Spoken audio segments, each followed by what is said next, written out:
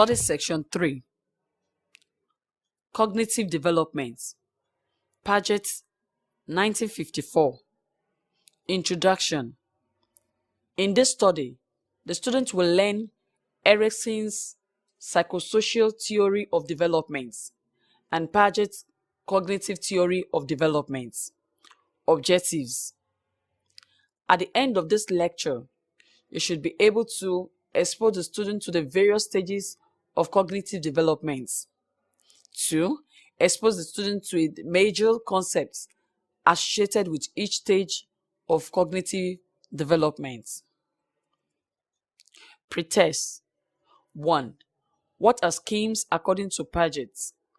2. What is accommodation? Content. The association areas of the brains are the last to develop.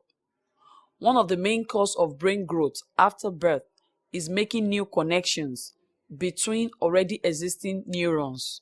So human cognitive ability lags behind their physical ability. Cognitive growth is driven by the desire to understand the world around us. The main theorist regarding cognitive development is John Paget, a Swiss. Paget got his PhD at 21, which is about the age that most people now get their first degree. He worked in Paris at Alfred Binet's laboratory school, where the first tests of intellectual ability were developed.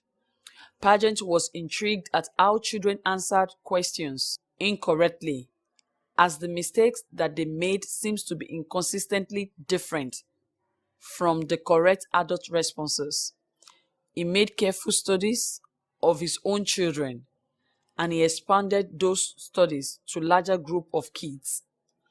Paget was only discovered by North Americans in the 1960s, when some of his work was first translated into English. However, he had been a big name in European psychology since the 1930s. Paget suggested that people create schemas, which are mental models of how the world works. Paget postulated two general processes that govern schema change: assimilation, which is putting new things into old schemas or interpreting new experiences in light of one schemas, as when a toddler calls all four-legged animals doggy. Accommodation is modifying existing schemas to fit new experiences or adjusting one schemas to fit the particulars of new experiences. The child learns fairly quickly that the original doggy schema is too broad and accommodates by refining the category. For instance, when the prejudiced people perceive a minority person through their preconceived ideas, they are assimilating. When experience forces them to modify their former schemas, they are accommodating. Probably the most cited theory in the cognitive development in children is John Paget's 1896 to 1980. As with all stage theories, Paget's theory of cognitive development maintains that children go through specific stages as their intellect and ability to see relationships matures. These stages are completed in a fixed order with all children, even those in other countries. The age range, however, can vary from child to child. Paget theorized that there are 4 stages of human cognitive development. He suggested that the stages occur in an invariant developmental sequence. According to Paget, the developing child moves from one age-related plateau to the next, with which plateau having distinctive characteristics that permit specific kind of thinking. The difference between these kinds of thinking is qualitative, involve change in the way the child thinks. However, he also suggested that the exact ages that each child will pass from one stage to the next can vary. Sensorimotor, birth to 2 years. Sensorimotor stage. This stage occurs between the ages of birth and 2 years of age. As infants begin to understand the information entering their sense and the ability to interact with the world. During this stage, the child learns to manipulate objects, although they fail to understand the permanency of these objects if they are not within their current sensory perception. In other words, once an object is removed from the child's view, he or she is unable to understand that the object still exists.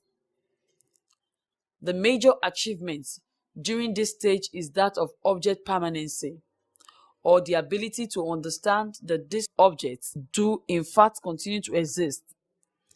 This includes his ability to understand that when mom leaves the room, she will eventually return, resulting in an increased sense of safety and security. Object permanency occurs during the end of this stage and represents the child's ability to maintain a mental image of the object or person without the actual perception. According to Paget, the first responses that infant makes in the world occur by chance, so infants discover the responses that they can perform by chance. That is, the infants in this stage are limited to sensorimotor intelligence, meaning their understanding of the world is restricted to their interactions with objects through their senses and motor activity through looking, touching, sucking, grasping, and the like. It is only between 8 and 12 months that infants begin to make intentional actions.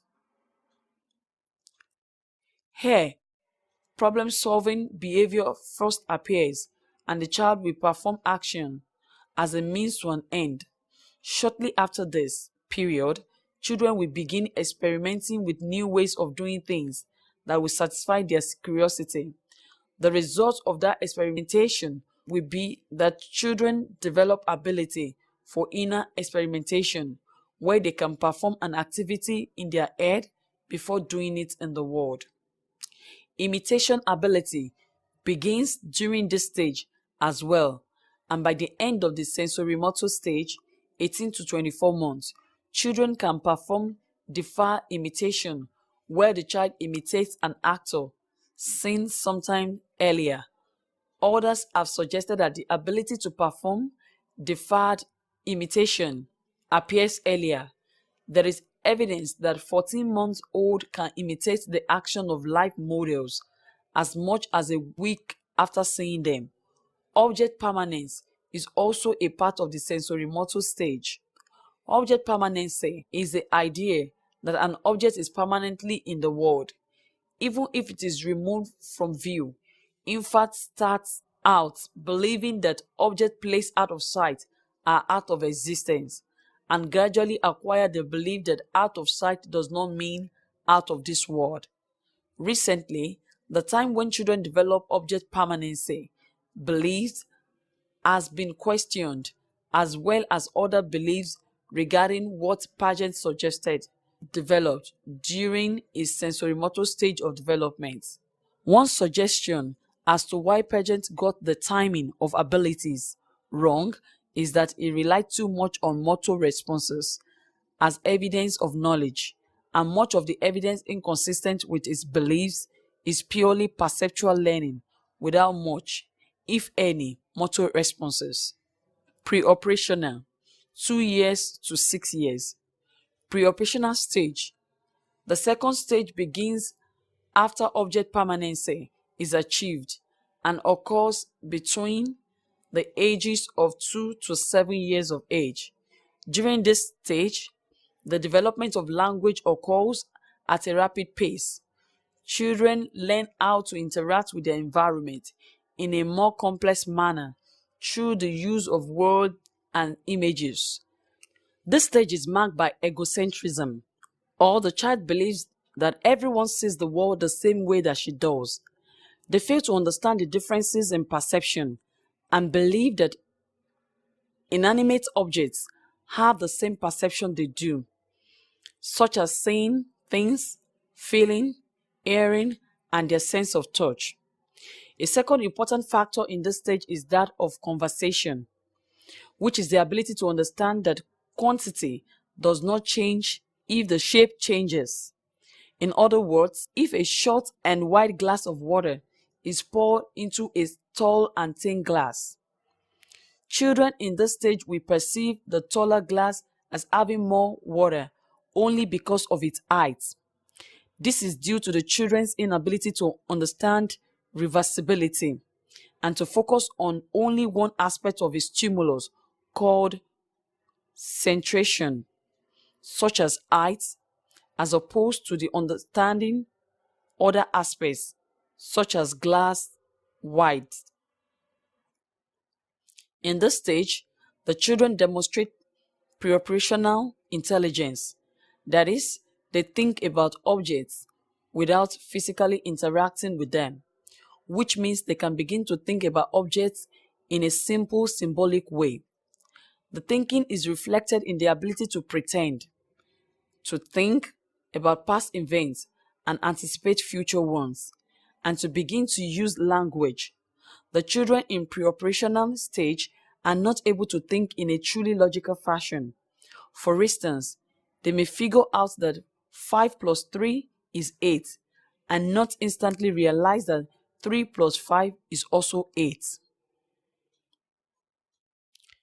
Infants start life as egocentrics, as they are unable to think of another person's point of view. This egocentrism can explain why children may appear selfish, as they are unable to think of others' viewpoints. The notion of egocentrism is related to the idea of whether children can think symbolically. That is, when can a child imagine the other person as another agent in the world, or symbolically think of the other person's action? Conservation is another notion that children must learn. Initially, they judge objects on their size rather than content, so changes in the shape of a container will affect their judgment of which is bigger rather than the actual volume. Examples: beads in a row, ties filing up a square. Related to the conversation idea, children also do not always distinguish between appearance and reality during this period. The appearance or reality distinction refers to the ability to keep the true properties of an object in mind, even when the appearance of the object changes. For instance, cat or dog with 3 years old and 6 years old. Concrete operations, 7 years to 12 years. Concrete operation stage occurring between ages 7 and about 12. The third stage of cognitive development is marked by a gradual decrease centristic thoughts and the increased ability to focus on more than one aspect of a stimulus. They can understand the concept of grouping, knowing that a small dog and a large dog are still both dogs, or that pennies, quarters, and dollar bills are part of the bigger concept of money. They can only apply this new understanding to concrete objects, those they have actually experienced. In other words, imagine objects, or those they have not seen, heard, or touched, continue to remain somewhat mystical to these children, and abstract thinking is yet to develop. Children demonstrate concrete operational intelligence. They can perform the mental operations that produce logical thoughts, but they are able to think logically only about concrete things. Paget proposed that children begin thinking mentally during this stage, that is, symbolic thinking begins during this stage. For example, given concrete materials, children begin to understand that materials don't change quantity when they change shape. Paget thought that children in this stage could do many abstract mental operations on objects that were physically present, but that they couldn't reason about objects that were not physically present, such as the X, Y's, and Z's used in algebra. However, children seem to develop symbolic thinking earlier than Piaget proposed. Snoopy studies at University of Illinois, where 2 years olds were asked to find a big Snoopy dog in a big room after being shown tiny Snoopy in a tiny room. They couldn't find the toy. However, 3 years old will immediately find big Snoopy doll. Formal operations, 12 years onward. Formal operations stage. In the final stage of cognitive development, from age 12 and beyond, children begin to develop a more abstract view of the world. They are able to apply reversibility and conversation to both real and imagined situations. They also develop an increased understanding of the world and the idea of cause and effect. By the teenage years, they are able to develop their own theories about the world. This stage is achieved by most children, although failure to do so has been associated with lower intelligence. The children enters the stage of formal operational intelligence, that they are able to begin to think hypothetically and abstractly. That is, the children begin to be able to reason formally and abstractly, and can do so with purely abstract and symbolic things. One problem that highlights the differences between children who have not reached this stage and children who have is attempting to figure out why a pendulum swings faster or slower. The cause could be either the weight of the pendulum, its initial starting force, or the length of a string it is on. Children who are not yet in the formal operations stage will vary more than one of these factors, which make accurate conclusions difficult. But children in the formal operations stage will vary only one factor at a time, holding the others constant. To examine exactly the effect of each factor on the pendulum motion, reasoning such as that necessary to answer the pendulum problem is known as hypothetical deductive reasoning, and it is a general method that can be applied to systematically solve any problem. Some people have suggested that this type of reasoning is used in science. Erikson's stages of psychosocial development. Like Piaget, Erik Erikson, 1902 to 1994, maintained that children develop in a predetermined order. Instead of focusing on cognitive development, however, he was interested in how children socialize and how this affects their sense of self. Erikson's theory of psychosocial development has 8 distinct stages, each with 2 possible outcomes. According to the theory, successful completion of each stage results in a healthy personality and successful interaction with others. Failure to successfully complete a stage can result in a reduced ability to complete further stages, and therefore a more unhealthy personality and sense of self. These stages, however, can be resolved successfully at a later time. Trust versus mistrust. From birth to 1 year, children begin to learn the ability to trust others based upon the consistency of their caregivers. If trust develops successfully, the child gains confidence and security in the world around him and is able to feel secured even when threatened. Unsuccessful completion of this stage can result in an inability to trust, and therefore a sense of fear about the inconsistent world.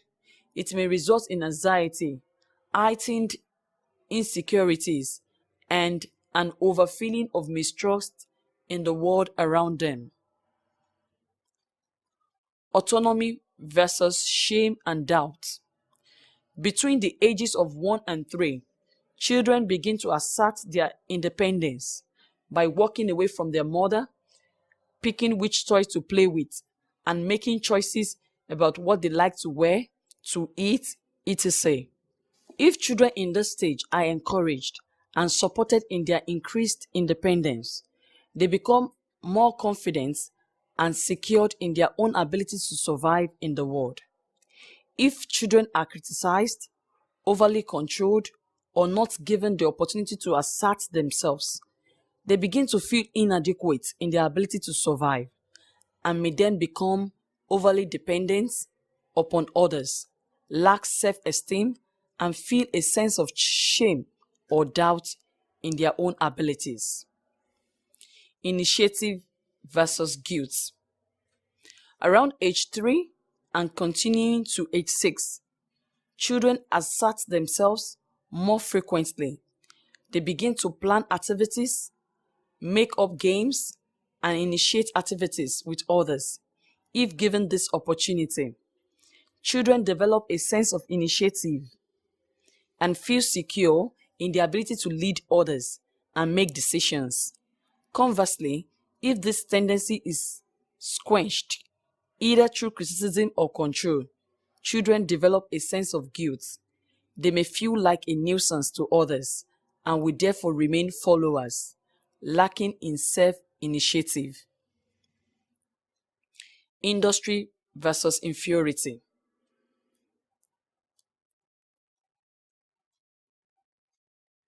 From age 6 to puberty, children begin to develop a sense of pride in their accomplishments. They initiate projects, see them through to completion, and feel good about what they have achieved.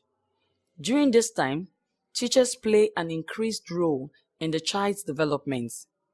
If children are encouraged and reinforced for their initiative, they begin to feel industrious and feel confident in their ability to achieve goals. If this initiative is not encouraged, if it is restricted by parents or teachers, then the child begins to feel inferior, doubting his own abilities, and therefore may not reach his potential. Identity versus role confusion. During adolescence, the transition from childhood to adulthood is most important. Children are becoming more independent and begin to look at the future in terms of career, relationships, families, housing, etc. During this period, they explore possibilities and begin to form their own identity based upon the outcome of their explorations. This sense of who they are can be hindered, which results in a sense of confusion. I don't know what I want to be when I grow up, about themselves and their role in the world. Intimacy versus isolation. Occurring in young adulthood, we begin to share ourselves more intimately with others. We explore relationships leading towards longer-term commitments with someone other than a family member. Successful completion can lead to comfortable relationships and a sense of commitment, safety, and care within a relationship. Avoiding intimacy, fearing commitment, and relationships can lead to isolation, loneliness, and sometimes depression. Generativity versus stagnation.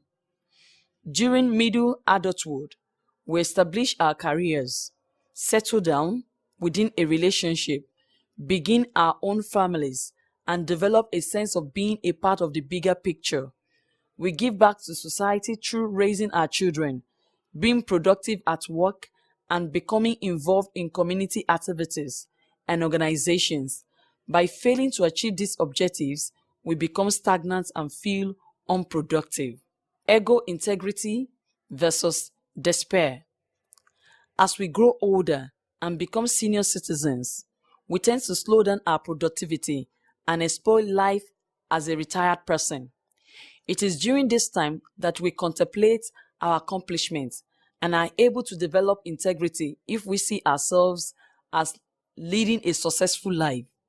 If we see our lives as unproductive, feel guilt about our past, or feel that we did not accomplish our life goals, we become dissatisfied with life and develop despair, often leading to depression and hopelessness. Post-test. Discuss the importance of Piaget's cognitive theory to children's educational development, curriculum development, and age of entrance to schools, primary and secondary, and also grade or class appropriate age. What would you say are the limitations of the theory? End of study section 3. Thanks for listening.